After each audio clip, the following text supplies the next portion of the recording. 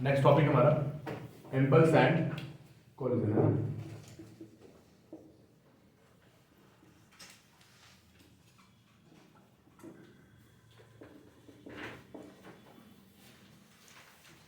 Recall करिए impulse के बारे में क्या क्या बातें बताई हैं आपको मैंने।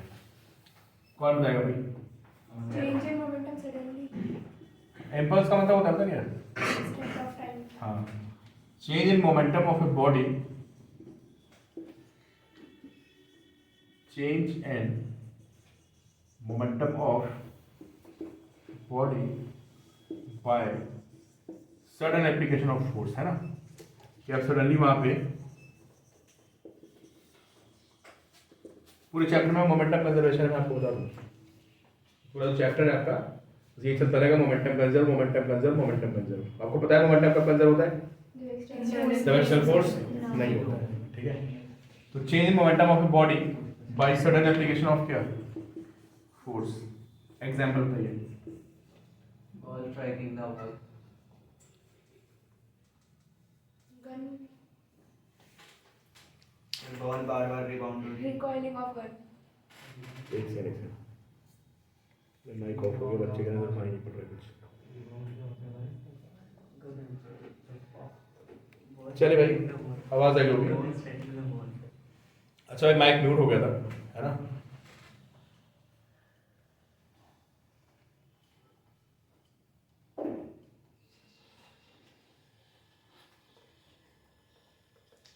आवाज आ गई आप लोगों को?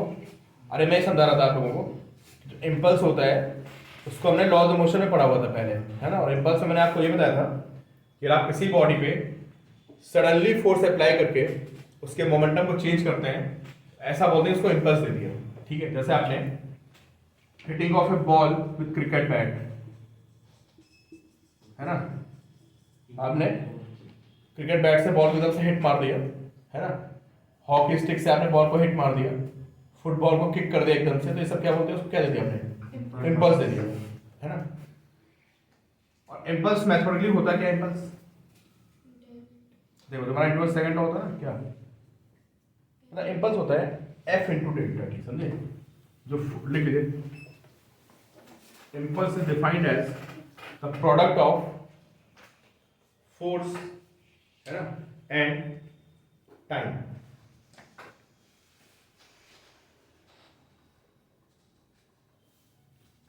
क्या उन्होंने डिफाइंड एज इम्पल्स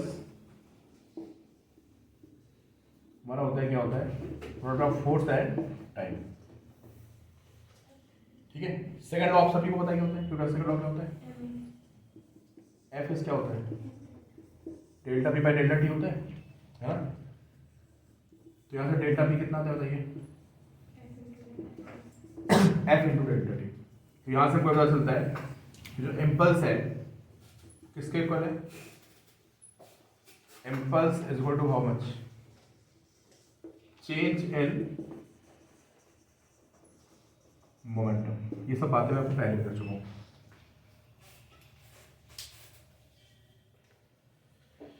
बिल्कुल। तो impulse is equal to change in momentum, ठीक है। अगर किसी बॉडी पे फोर्स वेरिएबल लग रहा हो तो इम्पल्स कैसे निकालोगे? इंटीग्रेट करोगे ना। इंटीग्रेट कब करते हैं? अगर आप कहीं पे दो क्वांटिटीज को आपस में क्या कर रहे हो? मल्टीप्लाई कर रहे हो, उसमें से एक क्वांटिटी दूसरे पे क्या है? वेरिएबल है, तुम्हें क्या करना पड़ता है? इंटीग्रेट करना पड़ता है। तो लिखिए इफ फोर्स इज वेरिएबल, अगर हमारा फोर्स वेरिएबल हुआ तो आप सबको पता है कि ये फॉर्मूला मेरा किस पे कन्वर्ट हो जाएगा? Integration F D. ये हमारा इम्पल्स आ गया, ठीक है। Network error. नेटवर्क एरर, अच्छा ये देखते हैं।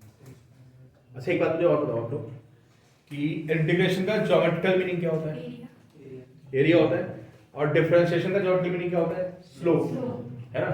तो इसका मतलब अगर आप कहीं पे फोर्स और टाइम का ग्राफ बनाते हैं, उसका एरिया निकालते हैं, तो एरिया क्या देगा? इम्पल्स। तो लिखिए एरिया अंडर एफ टी का, है ना। लिखिए आप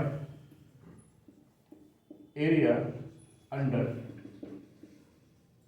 एफ टी का, जो आपका फोर्स टाइप का ग्राफ होगा, उसका जो एरिया होगा वो आपको क्या देगा? ये आपका चेंज इन मोमेंटम इक्वल हो जाएगा, या बोले तो इम्पल्स। सर शिवांश के वजह से एडमिट कर दिया। एटी कर्व का एरिया क्या होता है बताइए आप लोग मुझे, इसको याद आ रहा है? सर फिर किसका एक्सेलरेशन टाइम का जो ग्राफ होता है, चेंज इन वेलोसिटी। बस अगर उसको दोनों साइड मास से मल्टीप्लाई कर दिया जाए तो एक्सेलरेशन और टाइम का ग्राफ हमको क्या देता है, चेंज इन वेलोसिटी। तो दोनों साइड ऐसे मल्टीप्लाई कर दो, तो एक काइनेटिक्स का ही कॉन्सेप्ट है। अगर तुमने एक को x से मल्टीप्लाई किया तो क्या बन गया, फोर्स बन गया। और चेंज इन वेलोसिटी को मास से मल्टीप्लाई किया तो क्या बन गया, चेंज इन। तो बात है आपको पहले से पता है, इसको आपको पता है ना कि 80 ग्राफ का एरिया क्या देता है, चेंज इन वेलोसिटी। उसको m से मल्टीप्लाई कर दो तो ma बन जाएगा, उधर क्या बन जाएगा, m डेल्टा। समझे? तो ये तुम्हारी इंपल्स की बेसिक सी बातें होगी।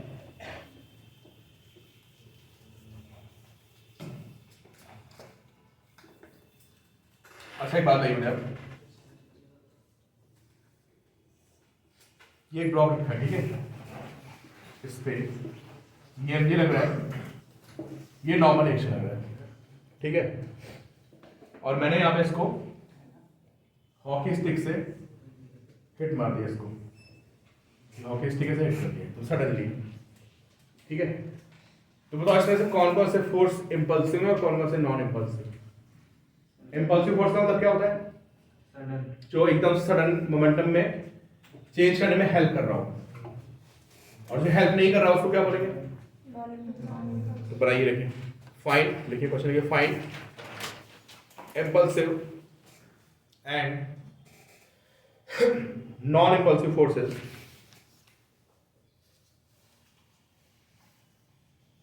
नॉन इंपल्सिव से हो जाएंगे normal reaction. find impulsive and non-impulsive forces when a block is hit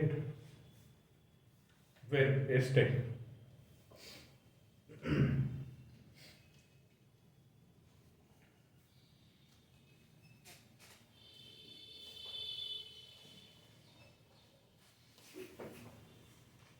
ठीक है, तो भाई कितने फोर्सेस बताओ इस पे, ब्लॉक पे? तीन फोर्सेस है, एक तो ये हाँ, और एक मैंने इधर हिट मार दिया। बताओ तीनों में कौन कौन इंपल्सिव है, कौन कौन नॉन इंपल्सिव? एन और एम जी क्या है, ये तो मोमेंटम चेंज करनी है। कौन आके एकदम से झटके से मोमेंटम चेंज कर दिया, एफ ने। तो लिखिए अब जो झटके से लगेगा और वेलोसिटी को चेंज कर देगा वो फोर्स कैसा है, वो इंपल्सिव है। जर्क देना चाहिए उसको, समझे? तो जर्क देगा वो फोर्स कैसा होगा, इंपल्सिव होगा। तो यहाँ पे एफ क्या है, इंपल्सिव। और ये नॉर्मल एक्शन क्या है, नॉन इंपल्सिव। और एमजी क्या है, नॉन इंपल्सिव। समझ गया? सर फ्रिक्शन हो गया, हाँ भी स्मूथ है। अभी आप बताइए, एक बॉल को मैंने ग्राउंड पे ड्रॉप कर दिया। देखिए ball is dropped on the ground, ठीक है। Discuss whether normal action is impulsive or non-impulsive. Whether normal action is impulsive or non-impulsive. Ball को ऐसे ग्राउंड पे ड्रॉप कर दिया मैंने। अभी ये वाली नॉर्मल एक्शन क्या थी बताओ? तो नॉन, इसका कोई रोल नहीं था ना यार, है ना? इंपल्सिव लगेगा। जैसे बॉल गिरेगी अचानक से एकदम से नॉर्मल एक्शन आएगी, नॉर्मल एक्शन उसके मोमेंटम को क्या कर देगी, चेंज कर देगी, राइट? कैसी फोर्स आएगी, इंपल्सिव। तो अगर कोई फोर्स एकदम से आपके मोमेंटम को चेंज कर रहा है तो फोर्स कैसा होगा, इंपल्सिव। तो लिखिए in this case normal action is impulsive in nature. समझ गए ना? बॉल गिरी और नॉर्मल एक्शन सडन उसकी वेलोसिटी को क्या कर दिया, चेंज कर दिया, ठीक है।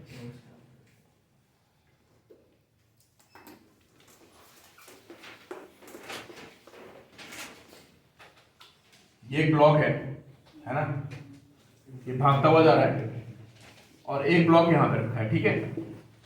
ये ब्लॉक v1 वेलोसिटी से जा रहा है और जाके इसको हिट करता है, किसको, जाके इसको धक्का मारेगा और दोनों चल देंगे।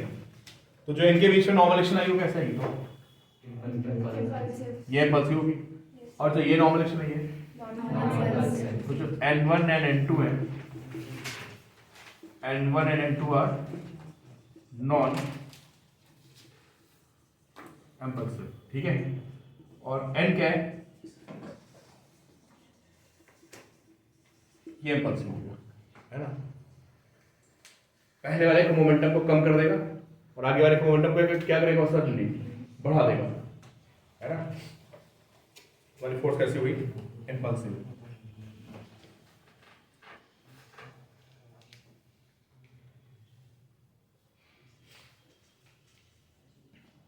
क्लियर।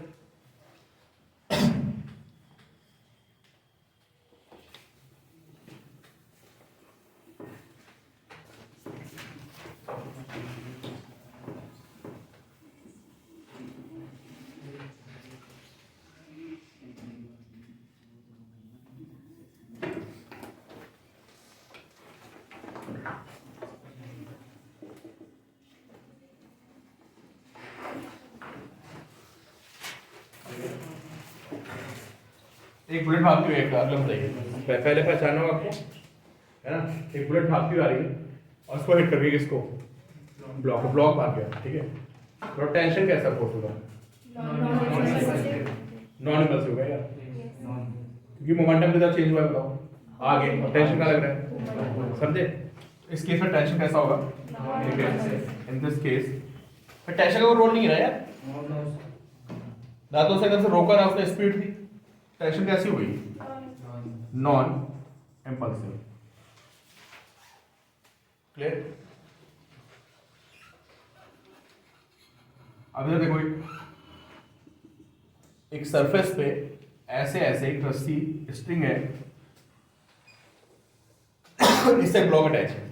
सो जो एक ग्राउंड पे कोई रस्सी है, उससे एक हमने ऑब्जेक्ट को अटैच कर रखा है और रस्सी कैसी लूज है, स्ट्रिंग, ठीक है। मैं इसको एकदम से वेलोसिटी दूंगा ऐसे, तो क्या होगा बताओ, आगे जाएगा, एकदम झटके से रुकेगा ये, टेंशन कैसा हो जाएगा, समझ गए ना। तो नोट कर लिए, in this case if block is given velocity, it suddenly stops because of क्या, टेंशन। तो टेंशन झटके से उसको रोकेगी, तो जो तुम्हारा वो आएगा force, that will be impulsive, ठीक है। तो अगर वो झटके से किसी को रोक रहा है या उसकी स्पीड को क्या कर रहा है, बढ़ा रहा है, या स्पीड को क्या कर रहा है, कम कर रहा है, तो वो सारी फोर्सेस कैसे होती हैं, इम्पल्सिव, ठीक है।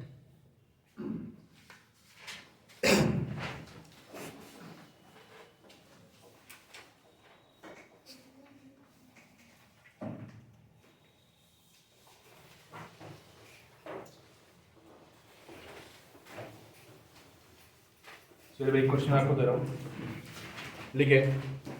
A ball of mass m,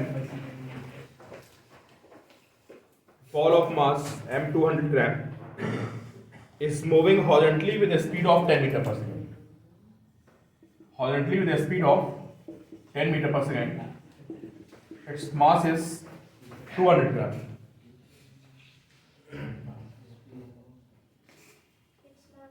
Mass is 200 gram, है ना।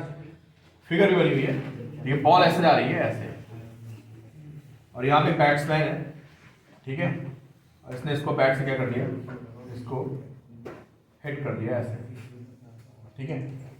ठीक है, it is struck by bat, it is struck by bat, ball सीधे आई, आपने बैट से मारा, एज अ रिजल्ट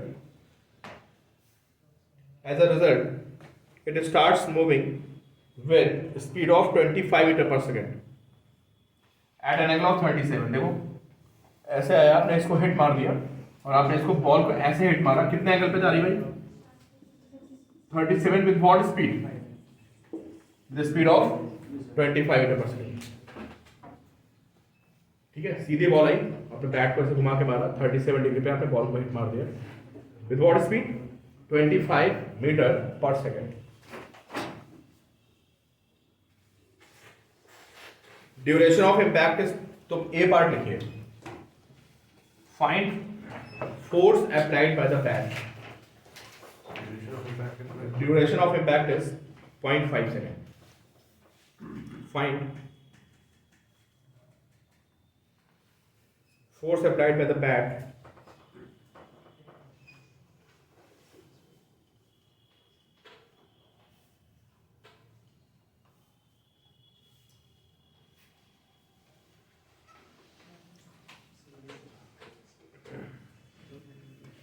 इफ, है ना, duration of impact is 0.5 second.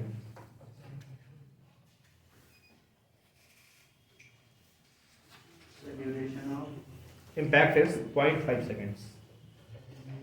चलो बताओ भाई।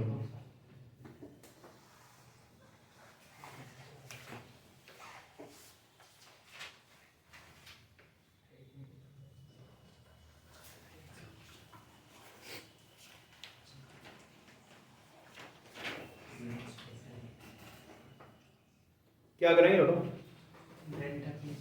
डेल्टा पी निकालेंगे, चेंज मोमेंटम, उसको टाइम से क्या कर देंगे। ऐसे क्वेश्चन हमने लॉ ऑफ मोशन में किए थे, अगर आप याद करो तो बिल्कुल लॉ ऑफ मोशन शुरुआत हुई थी, तो बॉल घर आती, बॉल को हिट करके उधर भेज दिया, ठीक है। तो हमें क्या निकालना है यहाँ पे, चेंज मोमेंटम, उसको टाइम से क्या करना है, डिवाइड करना है। तो भाई मोमेंटम कैसी क्वांटिटी है, वेक्टर क्वांटिटी है। तो पहले you have to find this momentum, then you have to find this momentum, जो कि आप इजीली फाइंड कर सकते हो। फिर क्या करना है, फाइनल मोमेंटम से इनिशियल को माइनस। और वेक्टर सब्ट्रैक्शन के दो तरीके होते हैं, बहुत सारे तरीके में से याद हो तुम उसको आई कैप और जे कैप में लिख लो मोमेंटम को, किसको, इनिशियल मोमेंटम को आई कैप जे कैप में लिख लो, और फाइनल को किसमें लिख लो, आई कैप जे कैप में। फिर फाइनल से इनिशियल को क्या कर दो, माइनस। ये एक तरीका और है, कौन सा, under root a square plus b square minus 2ab cos theta. ये फॉर्मूला भी चलेगा किसके लिए, to find change in momentum. तो पहले मुझे सारे बच्चे बताएं कि इनिशियल मोमेंटम कितना है, बताओ भाई। अरे मास कितना है यार, 2.2। स्पीड कितनी है बताइए, तो 0.10 मीटर पर सेकंड। तो व्हाट इज इनिशियल मोमेंटम,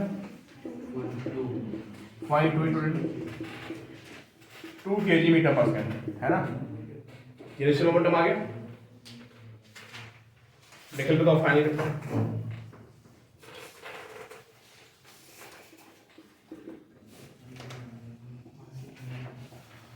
तो 5 आ रहा नहीं आ रहा है,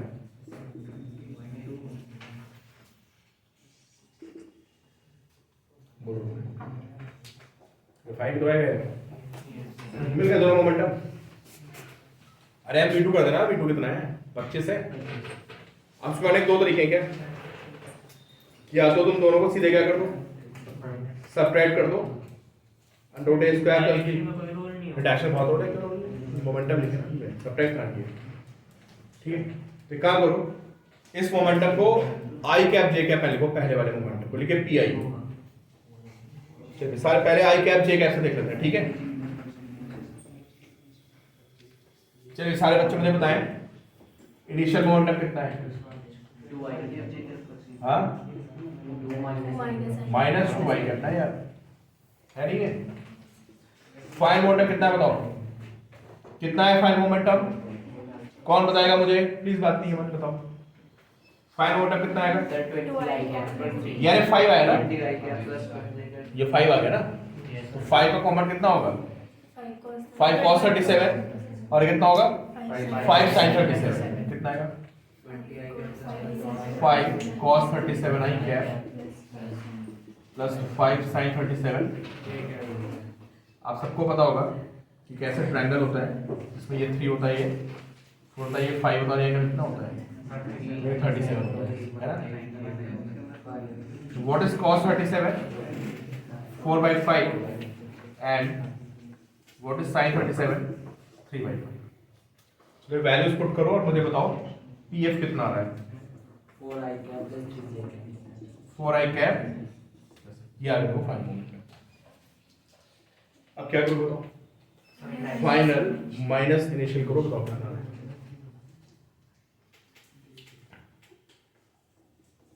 चेंज मोमेंटम में थोड़ा क्या, फाइनल माइनस फाइनल कितना है, 4i कैप प्लस 3 और माइनस इनिशियल कितना है, -2i कैप, -2i कैप, कितना है बताइए, 6i कैप प्लस 3 ये आ गया। वेरीफाई करने में कितना आ रहा है, इतना ही आ रहा है 6i कैप प्लस 3j। इसको टाइम से क्या कर दो, इसको टाइम से डिवाइड मारो भाई, कितना टाइम था 0.5। इसको 0.5 से डिवाइड करिए तो बताइए आप मुझे f कितना आ रहा है, कितना है भाई? हाफ से डिवाइड मारोगे तो डबल हो जाएगी ना यार, कितना आ गया 12 i कैप प्लस फोर्स की वैल्यू आ गई, आ गया फोर्स। इसका मैग्नीट्यूड कितना है बताओ? Under root 12 square plus 6 square है ना, तो इसका मैग्नीट्यूड कितना हो जाएगा? Under root 180।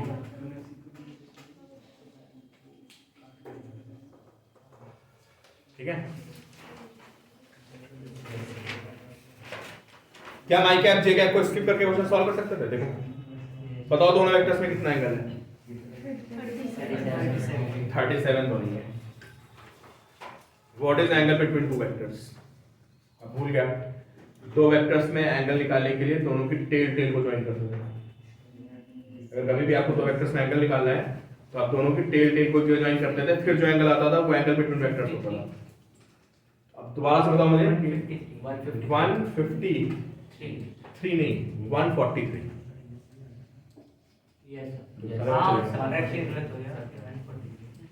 कितना आ गया? समझ आ रही बात भाई? ध्यान रखो यार, गलती मत करो। ये बहुत इंपॉर्टेंट पॉइंट है। अगर आप वेक्टर में एंगल निकाल पा रहे हो तो बहुत गड़बड़ हो जाएगी। एक वेक्टर ये है, ये देखो सारे बच्चे बहुत ध्यान से, दूसरा वेक्टर क्या है? ये है। और कभी भी अगर आपको एंगल निकालना है तो दोनों की टेल ज्वाइन करोगे, और टेल ज्वाइन करने के बाद जो एंगल दिखेगा वो क्या होगा? That is angle between vectors. तो आप देख सकते हो ये एंगल कितना है? 37। तो ये कितना आएगा?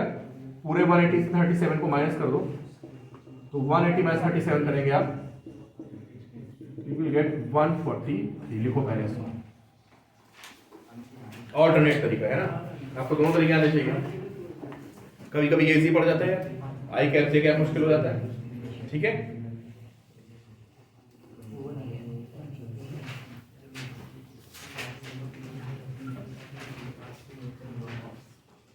अब हमें cos 143 की जरूरत पड़ेगी। भैया प्लीज बात है नहीं, cos 143 को कह सकते हो आप, लिख सकते हो cos 90 प्लस 53। ठीक है, जो cos 90 प्लस 53 होगा तो था माइनस sin 53।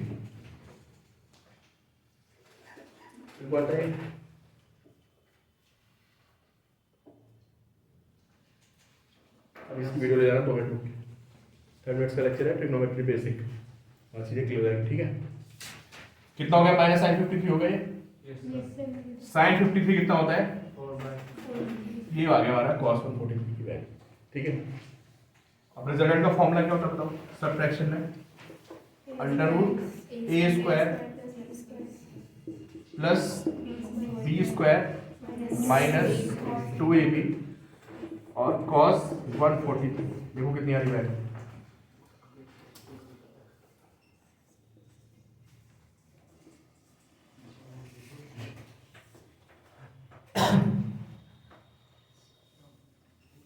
फाइव और 2 था, कितना कितना था? 4 प्लस 16 प्लस 16 यस कितना आ गया? 45 अंडर रूट 45 टाइम से डिवाइड करो, टाइम कितना था? 0.5 टाइम था। ये तुम्हारा क्या है? चेन मोमेंटम आया ना, कितना? Under root 45। इसको टाइम से डिवाइड करो किससे? तो ऊपर जाके 2 बन जाएगा, 2 रूट 45, 2 अंदर चला गया तो 4 बन जाएगा, अंडर रूट 180 आ गया। ठीक है, इम्पल्स का आंसर क्या होगा? इसमें आपसे पूछा था व्हाट इज इम्पल्स, तो इम्पल्स क्या होता है? Only chain momentum. तो इम्पल्स कितना था यहाँ पे? रूट 45। उसको टाइम से डिवाइड करोगे तो आपको क्या मिलेगा? फोर्स। समझ आ रही है आपको बात? सिर्फ इम्पल्स पूछता तो आपका आंसर क्या होता है? Under root 45। हमारा पहले कितना आया था? 6i कैप प्लस 3 आया था, नहीं आया था? अभी जब मैंने इसको सॉल्व किया था तो हमारा चेन मोमेंटम आया था 6i cap plus 3j cap. इसकी वैल्यू कितनी हो जाएगी? Under root 6 square plus 3 square under root 45। आ गया समझ में?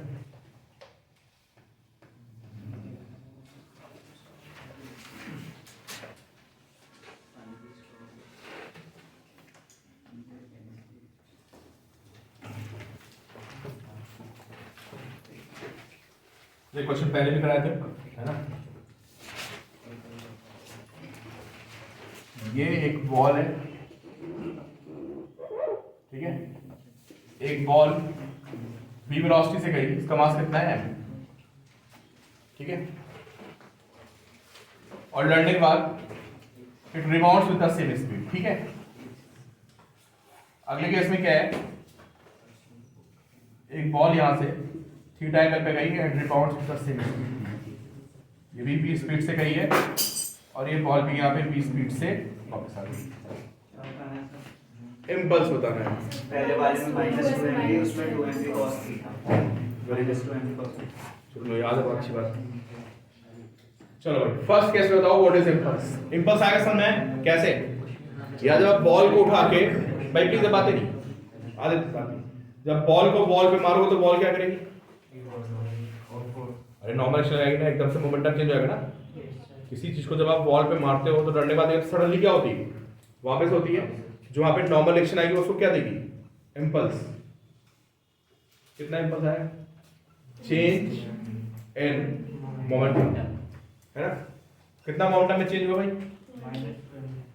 बताओ फाइनल मोमेंटम कितना है, minus M V I cap है, नहीं है फाइनल मोमेंटम, और इनिशियल कितना है M V I cap, initial momentum हो गया एम वी आई कैप, तो फाइनल माइनस इनिशियल करिए, देखिए कितना आ रहा है, ये आ गया इम्पल्स किस पे, बॉल पे, है ना। सर ये 2mv भी तो आ सकता था अगर मैं वो डायरेक्शन पॉजिटिव, हाँ वो नहीं है, अकॉर्डिंग टू कन्वेंशन तो हमारा राइट ही पॉजिटिव होता है ना। हाँ मतलब magnitude wise it will be 2mv, sign की इंपॉर्टेंस है ना। साइन की इंपॉर्टेंस वैसे तो कोई नहीं है, और अगर आई कैप जे कैप पे लिखा है तो फिर आपको राइट साइड को प्लस आई कैप लेना पड़ेगा, लेफ्ट को। अगर यहाँ टाइम दिया होता है, मान लो आपसे बोलता कि जो बॉल है वो डेल्टा टी टाइम तक कांटेक्ट में रही, तो आपसे फोर्स भी पूछ सकता था, कितना फोर्स आता बताओ, डिवाइड कर दिया 2mv by delta। तो जो आपका आंसर आता फोर्स का कितना आता, -2mv बाई, सर अब थोड़ी माइनस माइनस क्यों लगा हो गया, किधर आया बॉल पे फोर्स, पीछे तो आया फोर्स, बॉल पे किधर आएगा, बॉल पे उधर आएगा फोर्स, तो वो तो मैं फील कर सकते हो यार, इतनी बड़ी चीज नहीं माइनस प्लस। हम बोलता है बॉल पे फोर्स किधर है, लेफ्ट आ रहा है, अब लेफ्ट क्या होगा, माइनस आई क्या होता है, माइनस आई होता है, बात खत्म। So, इस केस में बताओ, this case is very very important, 2mv cos theta minus ये रोल मोशन में क्वेश्चन कराया था, अगर आपको थोड़ा बहुत याद है। देखो भाई ये एंगल थीटा है, तो पहले हम इसको वेक्टर फॉर्म में लिखते हैं, अगर ये एंगल थीटा तो ये कितना आएगा बताओ, थीटा आएगा, तो ये कितना आएगा, अभी कॉस में कितना आएगा, अरे यार इतने बात मत करो भाई, ये एंगल थीटा हो गया तो ये एम भी हो गया, बताओ ये कितना आएगा,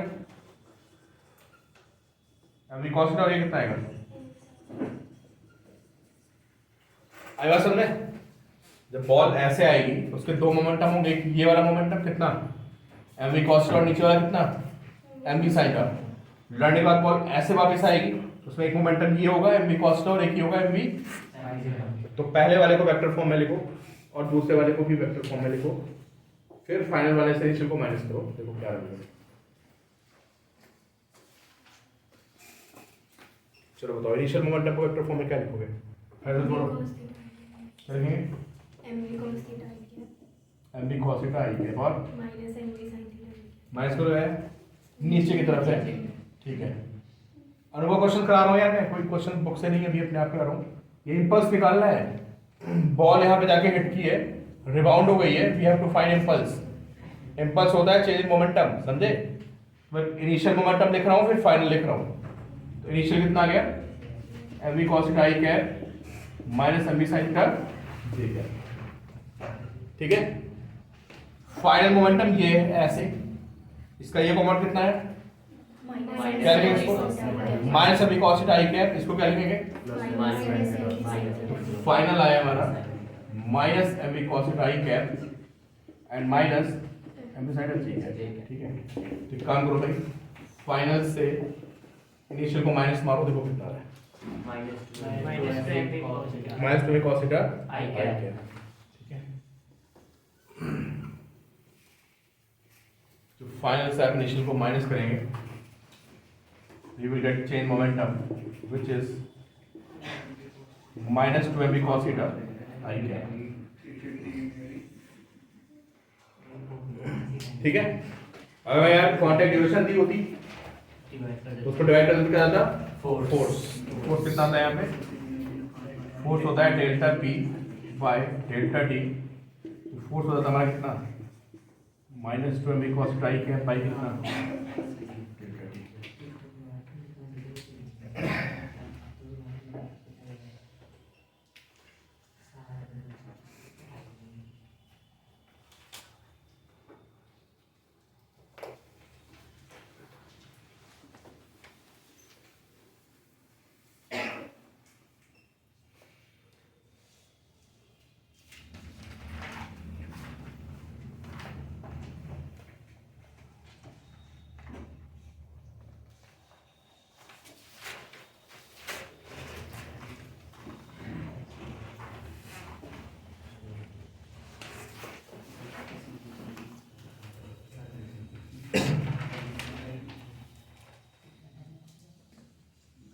चलिए एक क्वेश्चन बताइए आप मुझे।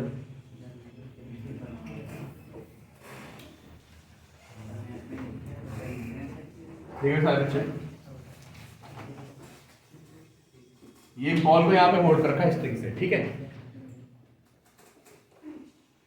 ये स्ट्रिंग है और बॉल, उसको हमने एक यू टर्न मारा और उसको कितना ऊपर रख दिया मैंने?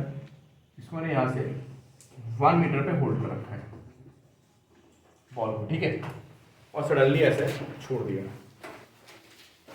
छोड़ने क्या होगा? ये स्पीड गेन करेगा, मोमेंटम गेन करेगा, लेकिन जैसे रस्सी टाइट होगी रुक जाएगा, है ना। रस्सी उसको क्या करेगी? रोक देगी, जर्क लगाएगी। टेंशन जो रस्सी में आएगी कैसी होगी? Impulsive, non impulsive? झटके से रोक दिया, इंपल्सिव टेंशन, समझे? तो find impulse.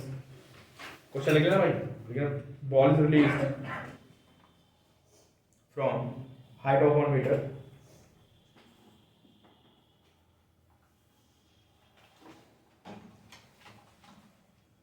find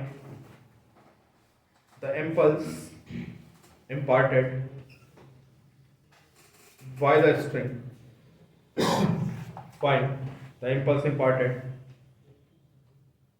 by the string to the ball immediately after the string becomes taut. Immediately after the string becomes taut, जैसे स्ट्रिंग टाइट होगी आपको बताना है उस पर कितना इम्पल्स आएगा। मास बता दो ना इसका कितना है? मास 1 kg है। फाइन आंसर बताइए। Mass is 1 kg। Last word क्या बोला आपने? टॉट, TAUT यार, टाइट का वो कौन सी फॉर्म होती है? Third form.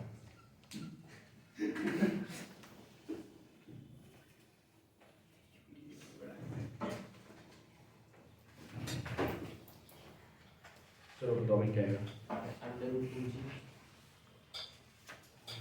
यार? खाली दिया है।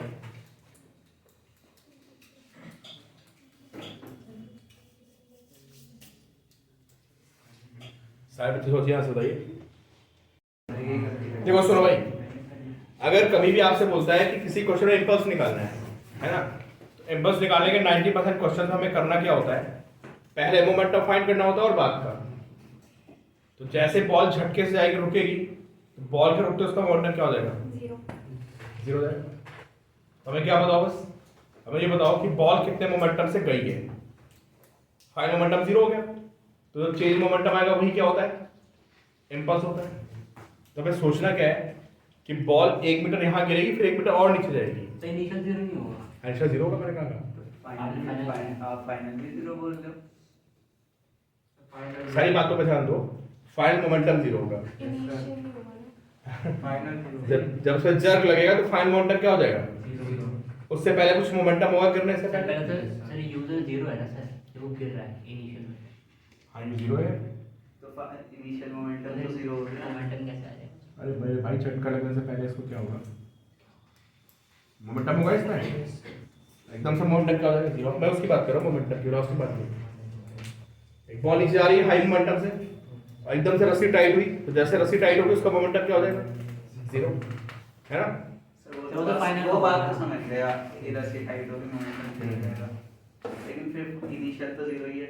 वो भी मैं समझ गया, इनिशियल जीरो है, फाइनल भी जीरो है, फाइनल भी जीरो है। क्या फाइनल जीरो है? आपने खाने को मतलब ऐसे लगता लगते रुक जाएगा तो फाइनल भी जीरो हो गया। फाइनल क्या मोमेंट, वर्ड तो बोलो। फाइनल तो बहुत चीजें हैं, velocity, acceleration, force. Final momentum sir, हाँ, फाइनल मोमेंटम। हाँ, फाइनल मोमेंटम जीरो है, ठीक है। Initial तो जर्क लगने से पहले का मोमेंटम देखो, हाँ कुछ मोमेंटम जस्ट जर्क लगने से पहले का मोमेंटम और जर्क लगने के बाद का मोमेंटम देखोगे, वो जो मोमेंटम में चेंज आएगा वो इंपल्स होगा, समझे? तो जर्क कब लगेगा बताओ? जब वो नीचे आएगा। जब बॉल बिल्कुल नीचे पहुंच जाएगी तो एकदम से उसको जर्क लगेगा ना, और फिर मोमेंटम क्या होगा? जीरो। तो जर्क लगने से पहले आपको क्या निकालना पड़ेगा? मोमेंटम निकालना पड़ेगा। तो ये बॉल थोड़ा आगे नहीं, सीधा रहो, बिल्कुल पास नहीं। तो बॉल 1 मीटर यहाँ आएगी, फिर 1 मीटर नीचे जाएगी। बॉल कितना नीचे आएगी? 2 मीटर, समझे? बॉल 2 मीटर नीचे आएगी। पहले समझ लो सारे बच्चे, फिर डिस्कस करना। v square is how much? चलेगा? बताओ u कितना है? 2 इंटू 10, हाइट कितनी है? कितना है? ये वेलोसिटी की वैल्यू आ गई। आगे वेलोसिटी, कौन सी वेलोसिटी? रस्सी के टाइट होने से जस्ट पहले की वेलोसिटी आ गई √40, ठीक है। तो बताइए मोमेंटम, हाँ, just before strain becomes torque, उसके टॉर्क होने से जस्ट पहले कितना मोमेंटम होगा बताओ? mv होगा। m कितना है? m हो गया इसका 1, और मोमेंटम कितना आ गया? और जैसे जर्क लगेगा झटके से रुक जाएगा, तो जो मोमेंटम में चेंज आया वही क्या हो गया? वही बस हो गया। तो रस्सी ने एक वजह से उसको कुछ फोर्स लगा के रोक लिया होगा, समझे? कुछ ड्यूरेशन के लिए। तो ये हमारा क्या गया? इम्पल्स। इम्पल्स क्या होता है? Final momentum minus initial. Final कितना है? इनिशियल कितना है? नीचे को पॉजिटिव ले लो आप, √40, तो आगे कितना आ गया? √4, ठीक है। आपको डाउट होगा यार? क्लियर हो ना? तो वेलोसिटी यहाँ की जीरो थी, फाइनल जीरो थी, लेकिन इम्पल्स का मतलब होता है कि जब जर्क लग रहा है तो उससे पहले क्या सीन था और जर्क लगने के बाद क्या सीन है, समझे? वो हमारा इम्पल्स होता है।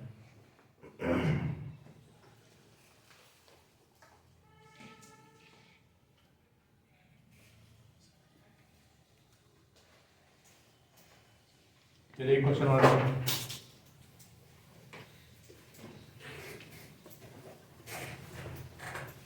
बहुत अच्छा क्वेश्चन है।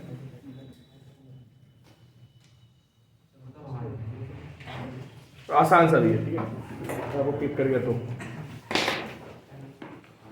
देखो, सारे बच्चे ध्यान देखिए भाई,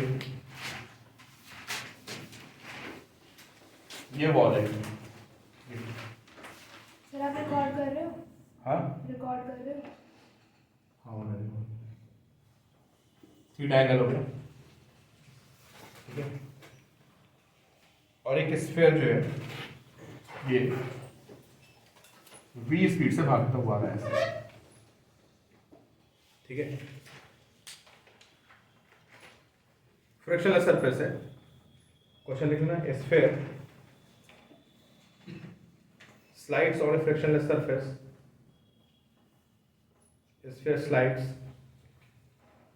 on a frictionless surface towards a smooth inclined wall. Towards a smooth inclined wall.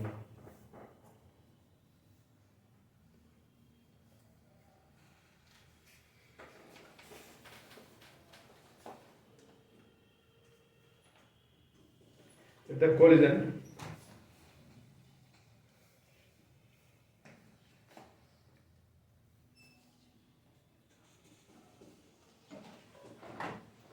इस परफेक्टली।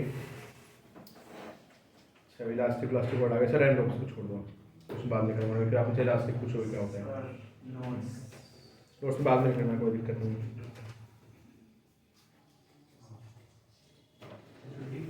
ना भाई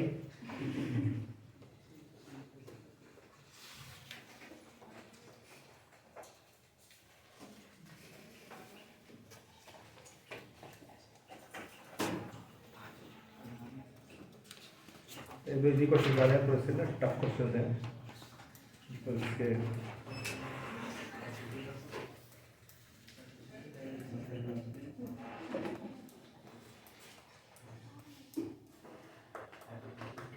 आज पहला दिन है, आज मैं जॉब है एक्सरसाइज। आना उतारा। फर्स्ट क्वेश्चन क्या करें? particle of mass 2 kg particle of mass 2 kg moving with a velocity of 3 meter per second. Moving with velocity of 3 meter per second 3 metre per second is acted upon by a force which changes its direction of motion by an angle of 90 degrees. वही ऐसे जा रहा था, किसी ने इसको hit कर दिया और हिट करने के बाद क्या होगा, ये कहाँ पे जा रहा है? 90 degree. 90 पे जा रहा है। फाइंड ऐसे जाने लगा with the same speed. Yes, sir. ठीक है, Magnitude of impulse experience. क्या निकालना है? Magnitude of impulse. Magnitude of impulse. तो उसका क्या करना पड़ेगा ऐसा? तो इम्पल्स निकालने के लिए क्या करना पड़ेगा? फाइनल और इनिशियल मोमेंटम निकालते हैं। मोमेंटम चेंज देखना पड़ेगा ना। कितना मोमेंटम था शुरू में बोलो? 6 आई कैप। ये कौन सा मोमेंटम है? इनिशियल है ना। फाइनल कितना है बोलो? -6 जे कैप। नीचे ना, तो भाई नीचे कौन सी एक्स होती है? -y। तो what is change? pf minus pi कितना आएगा? -6 जे -6। ये चेंज आ गया, आ गया चेंज। Yes, sir. तो मैग्नीट्यूड कितना होता है? इसका स्क्वायर प्लस इसका कितना आ गया? √72 या बोले तो 6। अगर आई कैप जे कैप नहीं करना होता तो क्या करते हैं? पहले तो वैसा हमें दिया होगा कि 90 डिग्री पे मूव करा, उससे चेंज तो हमारा वेलोसिटी 3/2 हो जाएगी, मल्टीप्लाई मास से 6/2 हो जाएगा। अगर हमें ऐसे नहीं करना होता आई कैप जे कैप, फिर क्या करते? अरे वेक्टर सबट्रैक्शन में सीधे फॉर्म लगा सकते थे ना। क्या? √a² + b² minus 2ab cos theta. ठीक है, थीटा कितना होता? 90। तो भी आता है, ठीक है। तो भाई आंसर होगा 6/2 बी ऑप्शन। ठीक है, इसके बाद और क्वेश्चन होगा किसी से? लव यू बताओ क्या करें question? Body of mass 3 kg body of mass 3 kg moving with velocity 4 meter per second moving with velocity 4 metre per second towards left. Towards left. ठीक है, टुवर्ड्स लेफ्ट जा रही है। और बताओ।